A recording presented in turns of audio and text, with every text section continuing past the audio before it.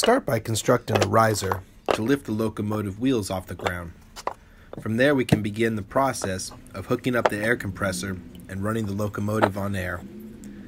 For those getting into live steam, this will make the motion, wheels, pistons, and eccentrics turn in their timed, uniform cycle, thus making the wheels turn.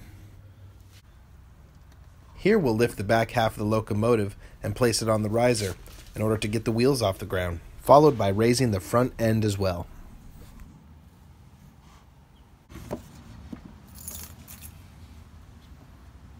Here she is up on blocks.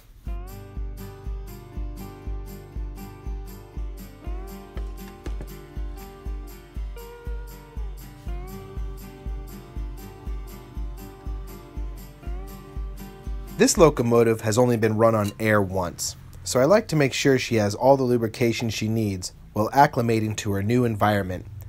This brass box is the cylinder lubricator and does the same job as far as keeping the cylinders lubricated with steam oil while she's under steam.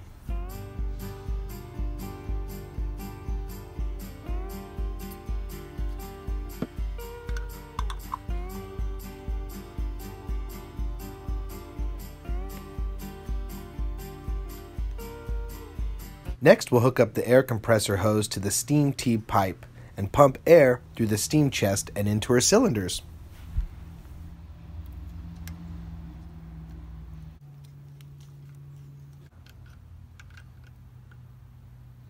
From here, we'll turn on the air compressor and watch her go.